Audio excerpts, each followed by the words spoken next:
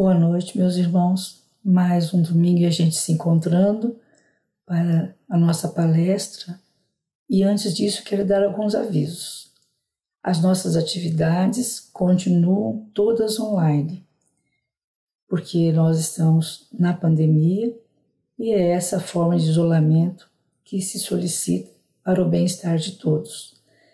Mas nós continuamos, graças a Deus, a essas mídias que possuímos, para nos auxiliar com as nossas atividades do atendimento fraterno. Então, quem quiser conversar, fazer uma entrevista, expor seus problemas, procurar um tratamento, nós temos aí no nosso site, no Facebook, no Instagram, a ficha para ser preenchida, para que nós possamos retornar e conversarmos.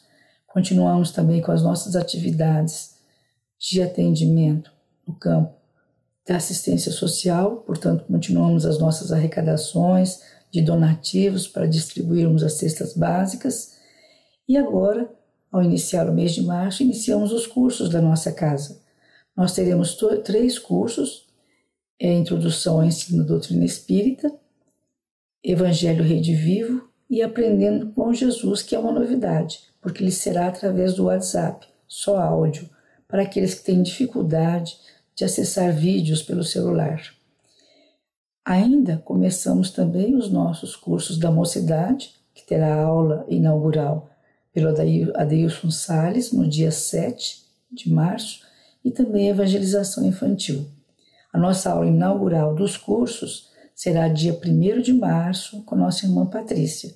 Eu convido a todos, porque serão muitos momentos alegres de aprendizado e convivência através dos nossos cursos.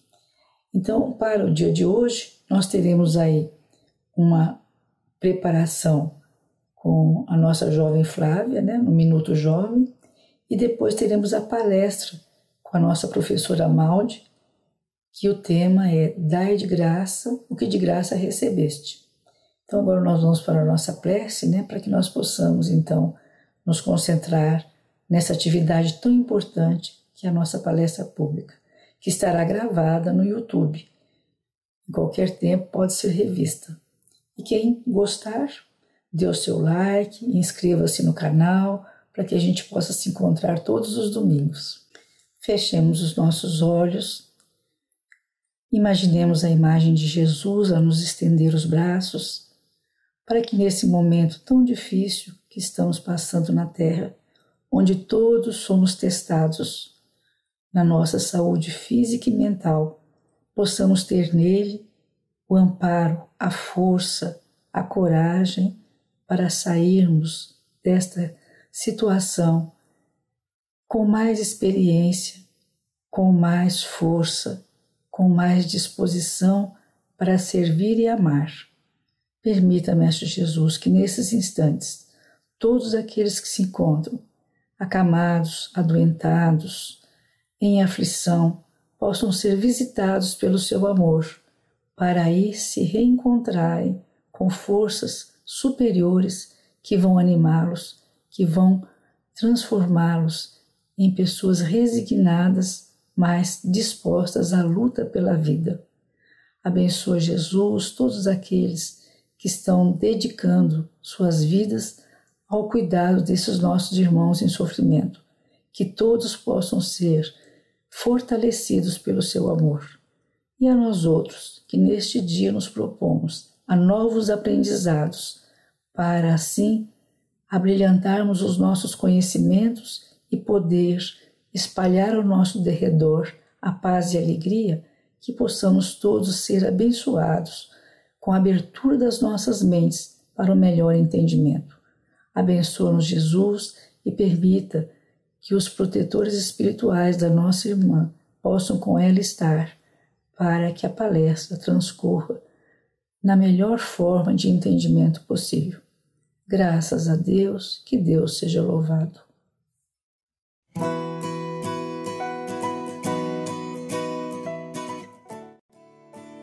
Relacionamentos são experiências e aprendizado, algo que se estende por toda a vida física. Outros pedem recomeço. Muitos justos se esperem felizes para sempre em estação de relacionamentos. Mas não é assim que o aprendizado acontece. É sempre psiquismos que se buscam uma incessante vibração dos aprendizados e desenvolvimento afetivo. Alguns se encontram e se encantam, todas em busca da realização de seus sonhos.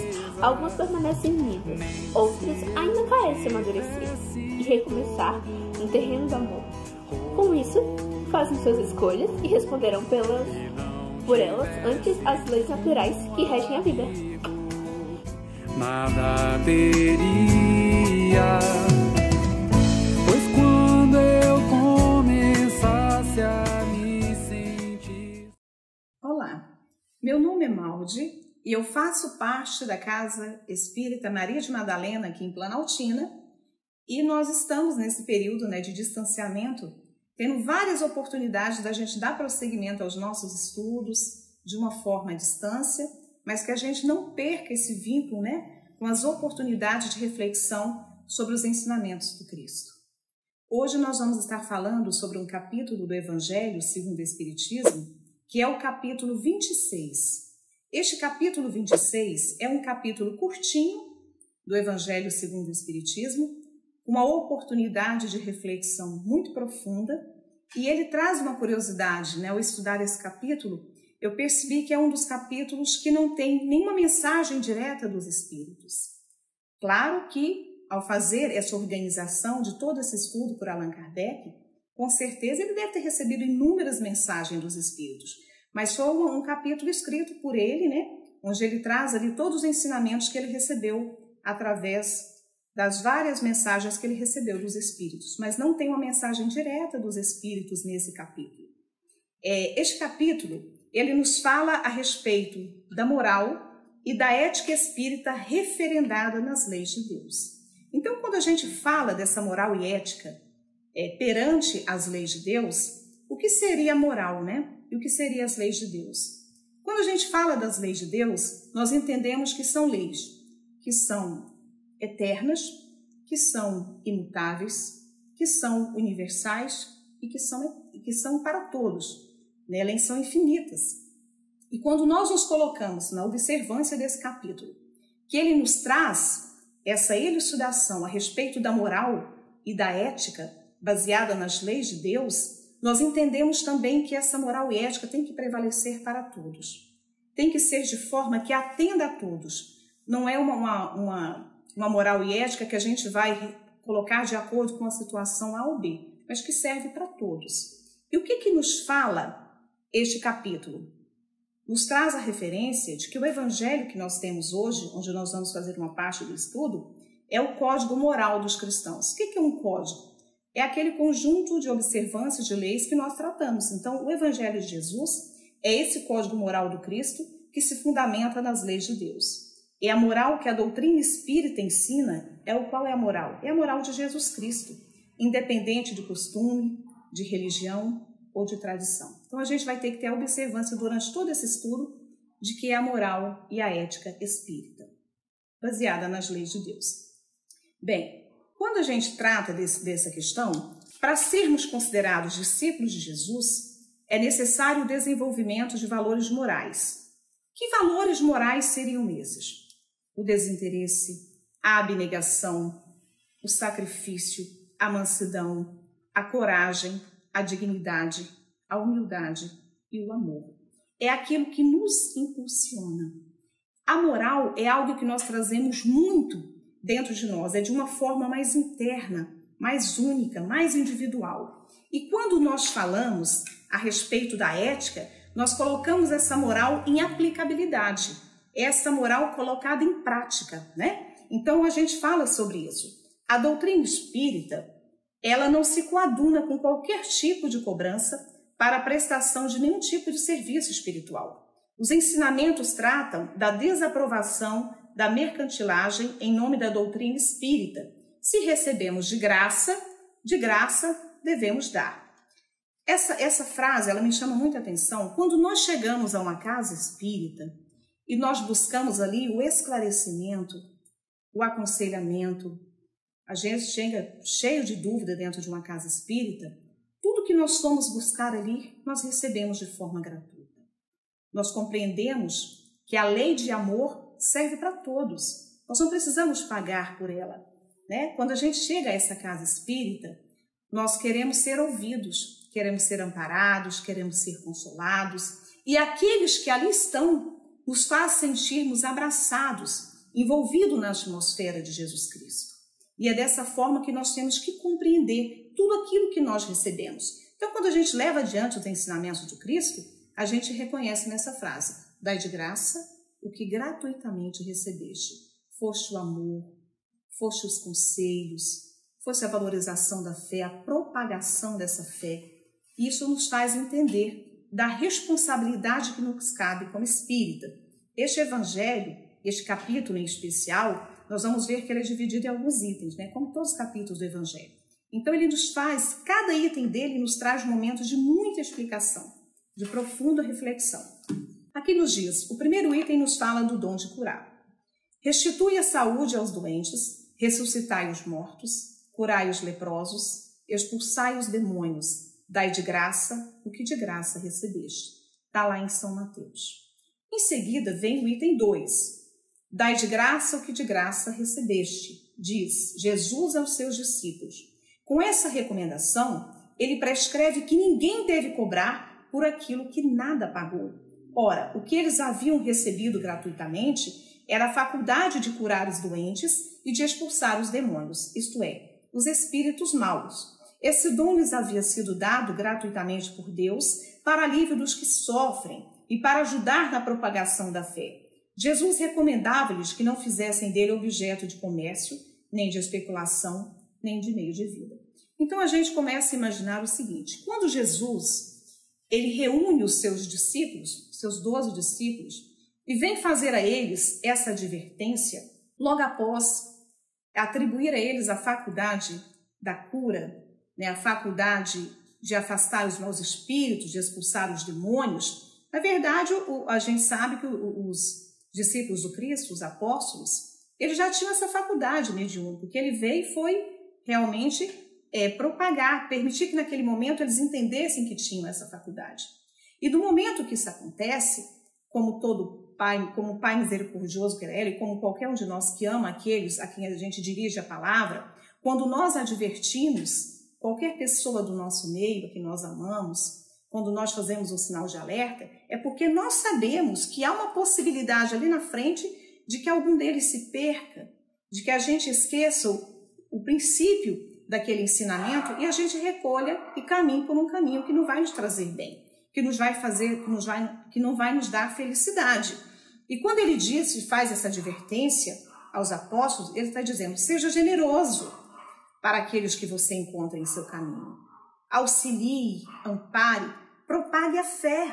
Porque quando nós nos sentimos acuados, sofridos, mergulhados na carne, e no mergulho à carne nós passamos por provas de extrema dificuldade na nossa vida, nós às vezes recorremos, a várias formas de nos aliviar dessa dor e nós não sabemos a quem buscar. Então os discípulos de Cristo vinham com essa missão de estar curando, de estar expulsando os demônios, de estar acolhendo os feridos pelo caminho, mas que não tivessem de nenhuma forma interesse nessa missão, que fossem totalmente desinteressados, que não houvesse nenhum interesse nem de fundo material e nem de fundo moral, porque nós sabemos que essa era a missão que Cristo estava dizendo a todos. E nessa fala do Cristo e nessa advertência do Cristo, nós hoje entendemos por meio do Evangelho que ele se dirige a todos nós que de alguma forma estamos inseridos, estamos no trabalho do Cristo. Então aquilo que nós recebemos de uma forma gratuita, que nós passemos adiante, que nós doemos de uma forma gratuita, porque a doação não é uma venda das nossas faculdades, seja a faculdade espírita que nós temos. Nós vamos falar mais adiante nesse capítulo a respeito da mediunidade, que é um dos itens que é feito aqui. Mas ele nos chama a atenção em vários momentos desse evangelho. O segundo momento, o terceiro item desse evangelho, ele nos fala também a respeito das preces pagas, E mais uma vez Jesus diz, e ele disse em seguida aos seus discípulos, diante do todo o povo que o escutava: tende cuidado com os escribas que se exibem a passear com longas túnicas, que gostam de ser saudados nas praças públicas e de ocupar os primeiros assentos nas sinagogas e os primeiros lugares nos banquetes, que a pretexto de longas preces devoram as casas das viúvas, essas pessoas receberão condenação mais rigorosa. Ele nos chama aqui a atenção que a prece jamais deve ser paga, né? Nós não devemos cobrar de ninguém por nós fazermos uma prece, até porque o que nós temos que encorajar nos nossos irmãos, independente da religião, da fé que eles propaguem, é que a prece ela tem que ser sentida. E quando nós fazemos essa prece do fundo do nosso coração, falando da nossa dor, da nossa dificuldade, das nossas limitações, pedindo a Deus a misericórdia divina para os nossos sofrimentos, ninguém melhor para fazer do que nós. Claro que não nos impede da gente estar pedindo que alguém, olha, faça uma prece por mim. Quantos de nós fazemos isso, né? Então, para aqueles que escutam, entende que aquele momento é um momento proveitoso de nós exercermos a caridade, de nós fazermos em prol do outro. Se nós imagina, toda vez que a pessoa precisasse de uma prece, ela tivesse que arcar com isso. Que situação ficariam os nossos irmãos que não têm condição de pagar pela prece? Então, ele nos coloca essas observâncias, levando ao período histórico em que se passava, ao período que Jesus estava, mas nós trazemos para outra. Quantas vezes a gente escuta falando, né? Que nós fomos a tal lugar, ou que nós buscamos uma prece paga, porque muitos acreditam que as preces ainda, quanto mais você pague, né? Mas aquela prece, pela quantidade de palavras, ou por quem faça essa prece, terá um valor diferente, alcançará um objetivo maior. E não, Jesus jamais diria isso, né? Ele nos deixa muito claro que a prece tem que ser sentida, né? Deus não vende os benefícios que concede. Então, o que nos conta aqui é a gente fazer essa prece, e se nós alguém nos fizer o convite, um pedido, porque muitas vezes a dor é tão grande, né? Que a gente faz a nossa prece, mas nós nos sentimos com vontade de pedir que alguém faça também, por N motivos. E mesmo quando alguém não peça, né? Mesmo quando alguém nos dirige um pedido desse, se nós entendemos que o nosso irmão necessita da prece, façamos a prece. E pedimos a Deus, em sua infinita misericórdia, que auxilie esse irmão querido na sua necessidade. Nós sabemos que tudo acontece ao tempo de Deus, de acordo com a necessidade e o merecimento de cada um. Mas nós, no trilhar e no caminhar da nossa encarnação, nós precisamos de muita fé, né? Então, cada vez que nós exercemos a caridade, nós estamos propagando a fé que o Cristo nos pediu.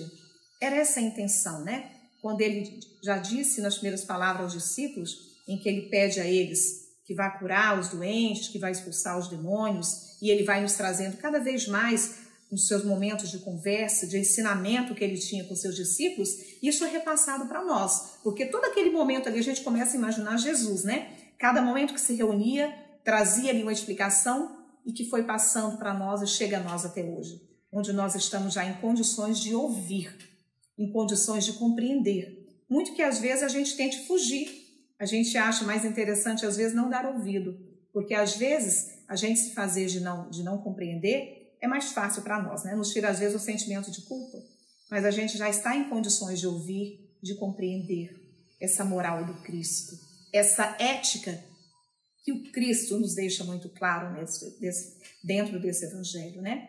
A gente já tem essa condição de compreender. Ele fala ainda aqui dentro desse item que quando a gente ainda fala nas preces pagas, tem outro inconveniente, né? Aquele que as compra se julga, na maioria das vezes, dispensado de orar por ele próprio. E nós não somos, né? Nós temos que compreender que, mesmo a gente pedindo para que alguém faça prece, nós também temos que fazer por nós. Porque tudo aquilo, gente, toda forma que nós buscamos um auxílio, um amparo, um tratamento, seja ele de cura, seja ele de uma desobsessão, como a gente vê muito acontecer nas casas espíritas, né? O primeiro a fazer por você é você mesmo. O primeiro a fazer somos nós mesmos, por nós mesmos. A maior contribuição para tudo aquilo, para toda forma de tratamento que a gente busca, para todo tipo de auxílio que nós busquemos, o primeiro que tem que dar o primeiro passo somos nós. Somos nós conhecedores da nossa dor, da nossa necessidade. Ninguém conhece melhor, né?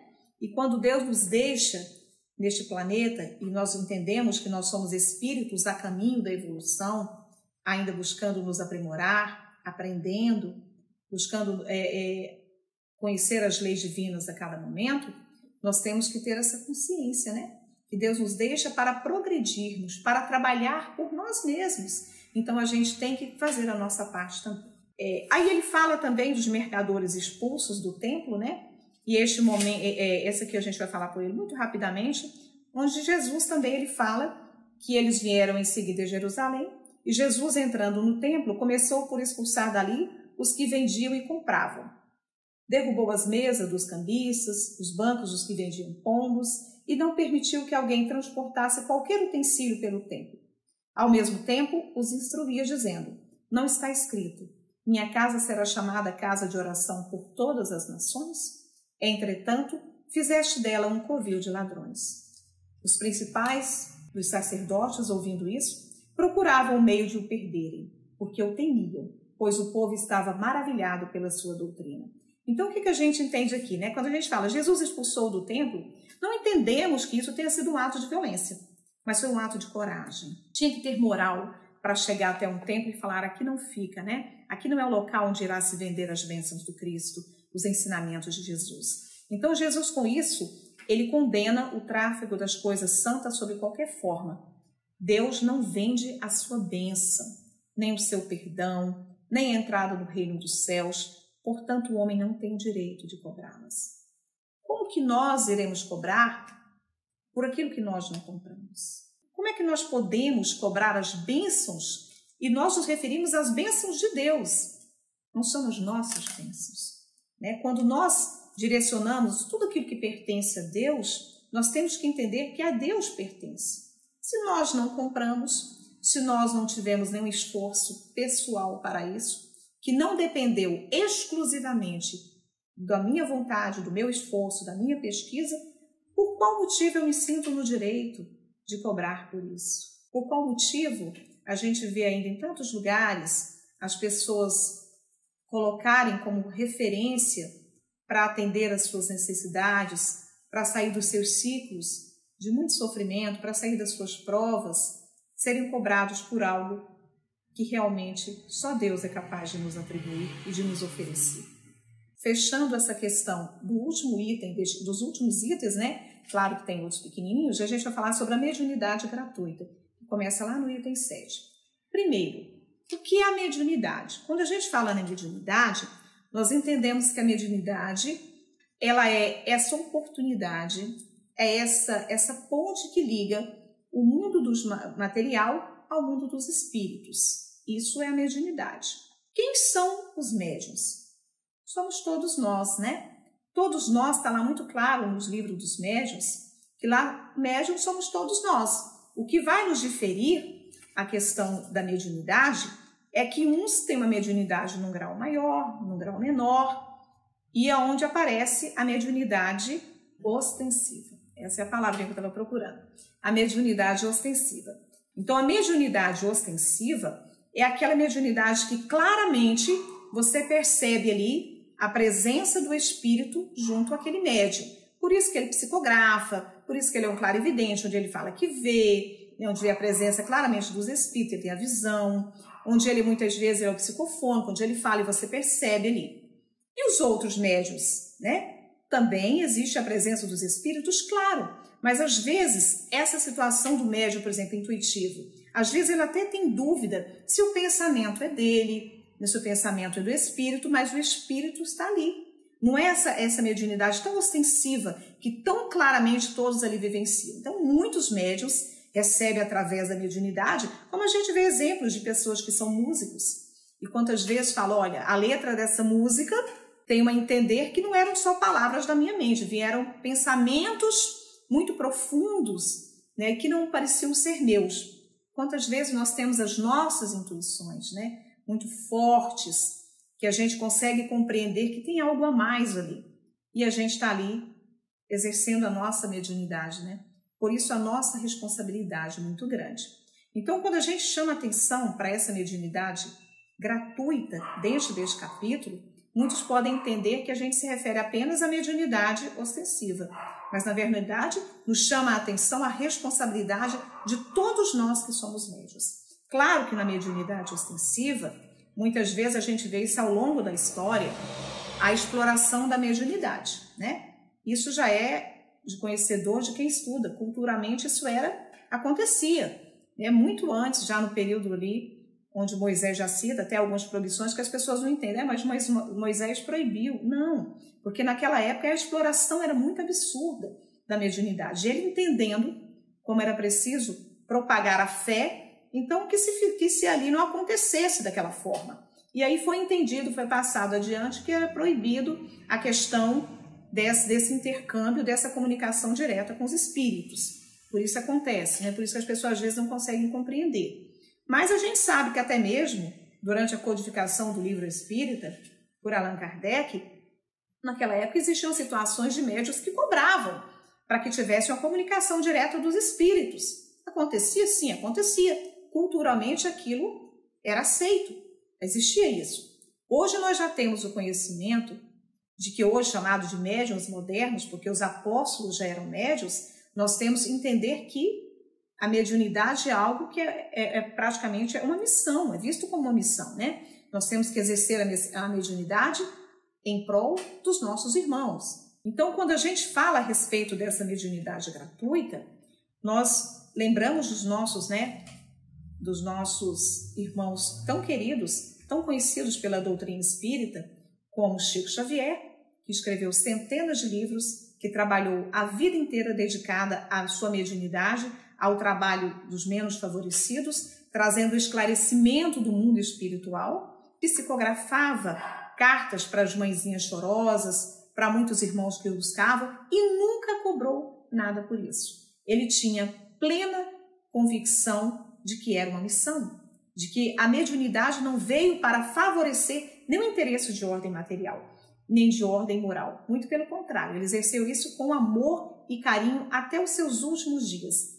A sua única forma, a sua forma de exercer a mediunidade, né, a sua linha de frente de trabalho sempre foi o quê? A caridade. Foi a bandeira e o legado de Chico. Temos Divaldo Franco, né, que exerce, que é um palestrante por todos os lugares que passa reconhecido, nacionalmente, mundialmente, e, no entanto, nunca cobrou nada por isso. Muito pelo contrário, exerce com maestria a faculdade mediúnica, trazendo também informações do mundo dos espíritos, levando conhecimento e instrução através de palestras encantadoras, que motivam e propagam a fé, sem em nenhum momento receber de forma nem material e nem moral pela faculdade mediúnica. Então, são nesses exemplos que nós temos que entender que é possível, que nós temos que nos espelhar, né? Que nós temos que refletir sobre essas ações. Então, a gente que tenha muito cuidado com tudo isso, porque aquele médium que não se responsabiliza pelas suas ações, ele também será cobrado sobre isso. A doutrina espírita nos chama a atenção para a lei de ação e reação. Aquilo que nós temos responsabilidade, nós responderemos sobre isso. Então, aqui, nessa parte da mediunidade gratuita, diz o seguinte: os médiuns modernos, pois os apóstolos também tinham mediunidade, igualmente receberam de Deus um dom gratuito, o de ser intérprete dos espíritos, para a instrução dos homens, para lhes mostrar o caminho do bem e conduzi-los à fé. E não para lhes vender palavras que não lhes pertencem, visto que não são fruto de suas concepções, nem de suas pesquisas, nem de seus trabalhos pessoais. Deus quer que a luz chegue a todos. Não quer que o mais pobre fique deserdado dela e possa dizer: não tive fé, porque não pude pagá-la, não tive o consolo de receber os encorajamentos e os testemunhos de afeição daqueles que choram porque sou pobre. Então, a mediunidade não é um privilégio, muito pelo contrário, se encontra por toda parte. Então, se a gente pensar, só existe médiuns dentro da casa espírita, não é verdade, né? O médium independe da religião que nós estamos. Né? Mesmo que as religiões não deem esse nome, mas somos médiuns. O médium é aquele que tem uma ligação com o mundo dos espíritos, é que recebe desses espíritos informações que nós temos necessidade, né? É a terceira revelação, né? Quando fala da doutrina espírita, que é a terceira revelação, o espírito de verdade, é para nos trazer as informações que ainda nós naquele período não tínhamos condições de receber. Então ele nos fala da mediunidade de uma forma responsável e nós estamos compreendendo isso. Nós hoje, na grande maioria, graças a Deus, ou pelo menos uma grande quantidade, já não buscamos as casas espíritas atrás dos fenômenos mediúnicos. Nós chegamos às casas espíritas e recebemos o consolo através de conhecereis a verdade, e a verdade vos libertará. Nós começamos a compreender que a doutrina espírita, ela nos traz informações, esclarecimento.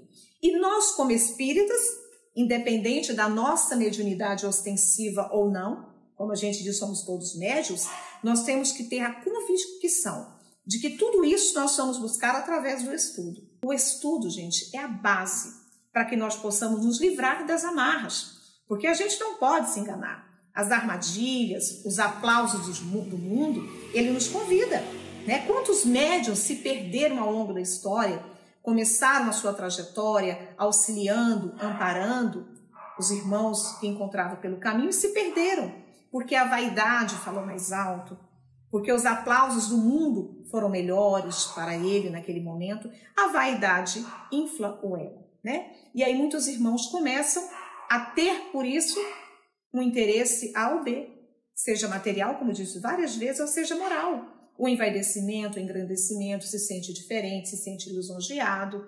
E aí, a partir deste momento, nós sabemos que nós temos afinidade com aqueles irmãos que compartilham conosco dos mesmos pensamentos, da mesma faixa vibratória.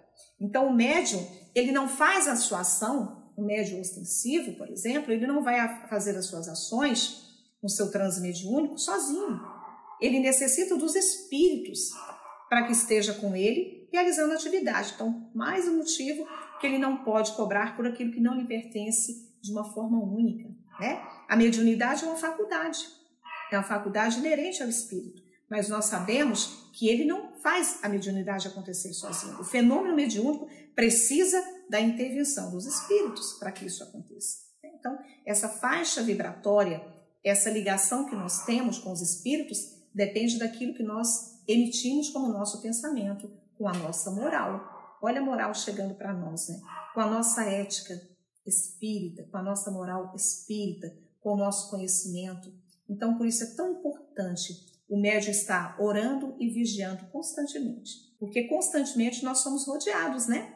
E a gente precisa levar adiante os conhecimentos espíritas de uma forma responsável. Joana de Ângeles já disse, que mesmo quando a gente não quer ser exemplo, nós somos exemplo para alguém. Então, que a gente leve a nossa fé de uma forma muito tranquila, né, para as pessoas, para entender que a doutrina espírita ela nos traz esclarecimento. E aí eu achei aqui, pelo escritor espírita francês Leon Denis, ele fala da mediunidade de uma forma muito poética, eu achei muito bonito. Ele diz o seguinte: a mediunidade é uma delicada flor que, para desabrochar, necessita de acuradas precauções e assíduos cuidados. Exige um método, a paciência, as altas aspirações, os sentimentos nobres. Mercadejar com a mediunidade é dispor de uma coisa de que se não é dono, é abusar da boa vontade dos mortos, pô-los a serviço de uma obra indigna deles e desviar o espiritismo de seu fim providencial. Então, a mediunidade é algo que nos traz uma responsabilidade muito grande. Que tenhamos sempre conosco, gente, a certeza de que tudo que nós fazemos, né? De que tudo aqui que nós estamos tendo a oportunidade dentro da mediunidade não é um privilégio para nós. Muito pelo contrário. É uma oportunidade que nós, como médiuns, estamos tendo de evoluirmos mais um pouquinho. Com certeza, em outras encarnações, em outras oportunidades, nós caímos, né? E não é difícil nós cairmos no mundo de provas e de expiações. Então, por isso que nós temos que tomar muito cuidado com a parte que nos cabe. A mediunidade séria não pode ser e jamais será uma profissão. Não só porque se desacreditaria moralmente, sendo logo identificada com os ledores da boa sorte, como também porque é um obstáculo material, a isso se opõe. É que se trata de uma faculdade essencialmente móvel, fugidia e variável, com cuja perenidade ninguém pode contar. Como assim?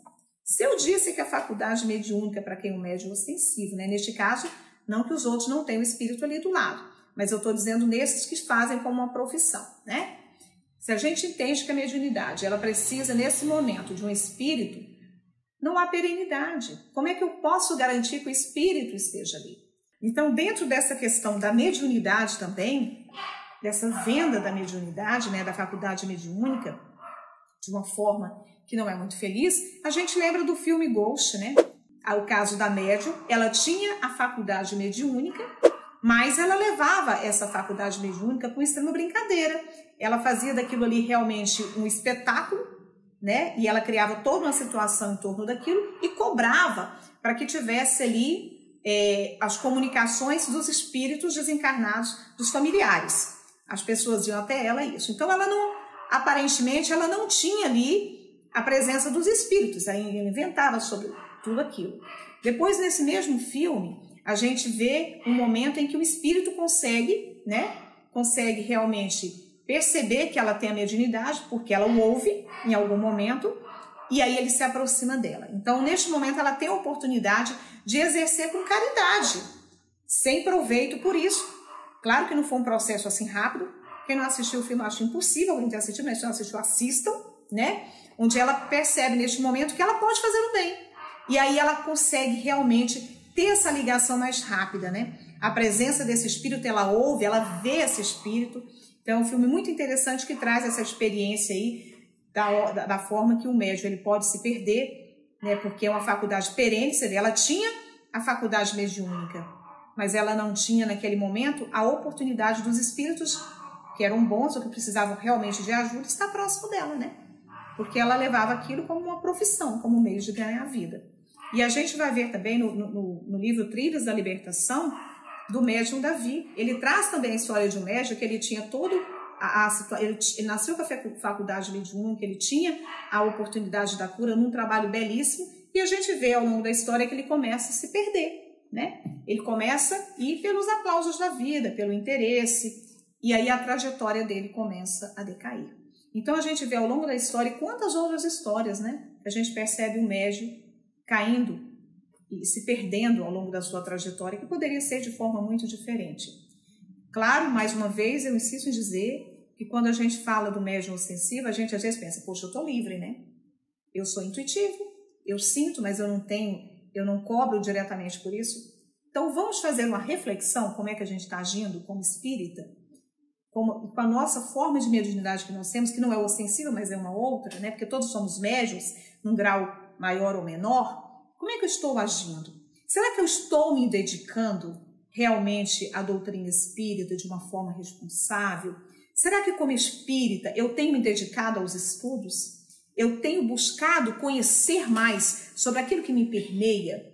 Será que tudo aquilo que eu leio nos livros, quando eu me ponho, aceito a proposta de estudar, sinto a necessidade do estudo, eu tenho colocado em prática? Como é que tem sido a minha vivência? Será que lá fora, quando eu vivo a minha vida rotineira, diariamente, eu tenho colocado em prática, muitas vezes, essa mediunidade que vem através de uma intuição, que os nossos mentores espirituais, os nossos espíritos ali nos intuem e diz, vai ajudar aquele irmão, faça uma prece por aquele outro, dê um telefonema para aquele amigo que você não vê, né? Chega até aquela pessoa que parece que está tristonha, se você tem abertura para isso. Como é que a gente pode ajudar? Será que nós estamos exercendo isso? Será que nós estamos permitindo este intercâmbio com o mundo espiritual de uma forma desinteressada? Ou será que as coisas que eu procuro fazer dentro da casa espírita ou fora, mas sendo espírita, eu estou mais preocupado com os aplausos do mundo? Será que é isso que eu estou buscando realmente? Será que no meu interior, no meu íntimo, tudo aquilo que eu tenho procurado mostrar lá fora é diferente daquilo que eu tenho aqui dentro? Eu preciso me avaliar, né? E esse capítulo, ele nos convida a uma avaliação profunda de como nós somos moralmente, aquilo que eu trago dentro de mim, e de como, de forma espírita, a ética espírita nas leis de Deus estão me conduzindo. Como é que eu estou aplicando isso aqui fora, né? E, para finalizar, eu trago aqui uma mensagem que é do Espírito Emmanuel, psicografada, né, por Francisco Cândido Xavier. Ela foi publicada na íntegra no livro Emmanuel, lá no capítulo 11. E a gente chama mais uma vez a responsabilidade dos médiuns. Médiuns, a vossa tarefa deve ser encarada como santo sacerdócio. A vossa responsabilidade é grande, pela fração de certeza que vos foi outorgada, e muito se pedirá aos que muito receberam. Faz-se, portanto, necessário que busquem cumprir com severidade e nobreza as vossas obrigações, mantendo a vossa consciência serena, se não quiserdes tombar na luta, o que seria crestar com as próprias mãos as flores de esperança numa felicidade superior que ainda não conseguimos alcançar.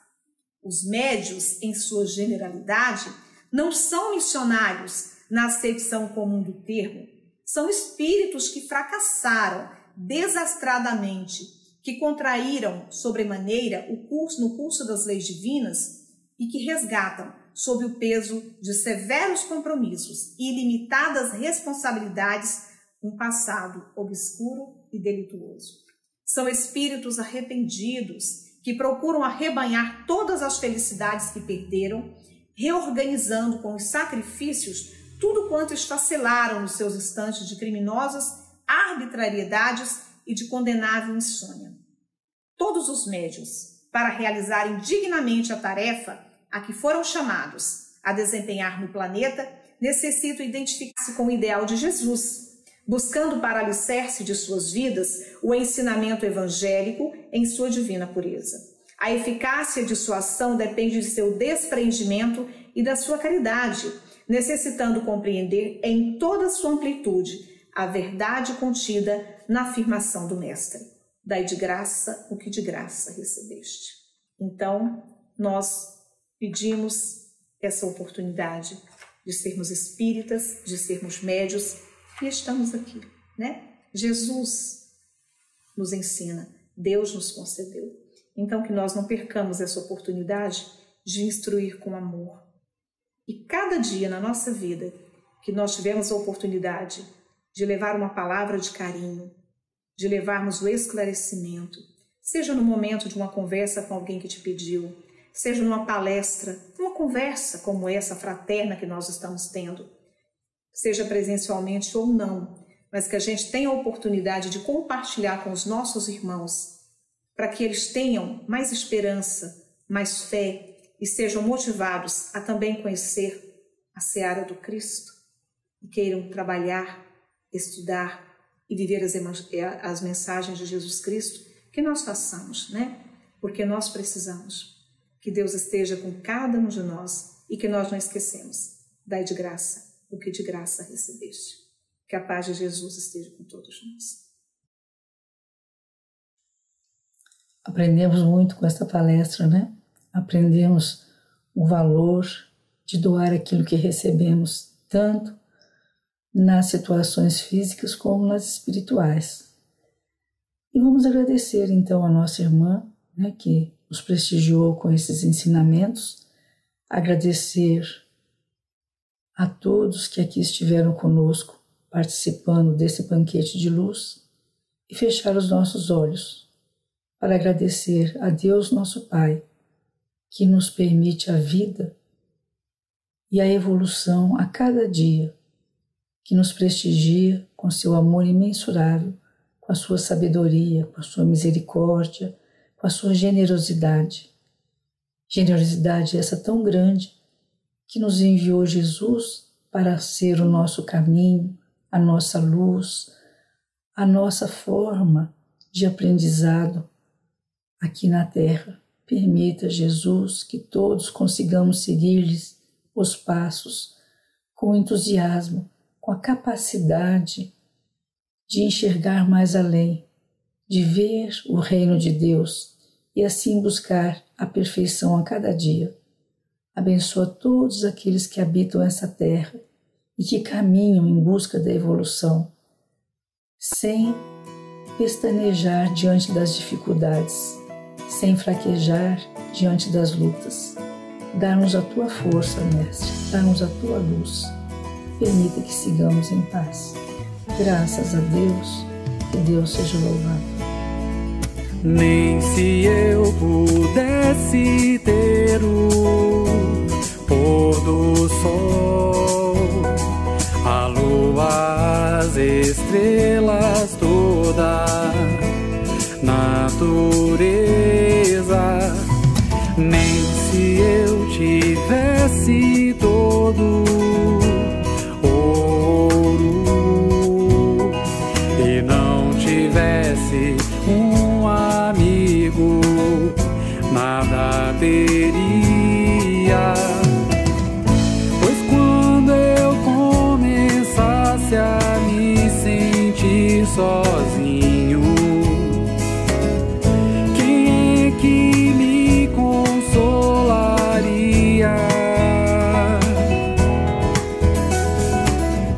Mas Deus é bom, botou você em meu caminho, pra que não falte a alegria. Você vai estar para sempre dentro do meu coração.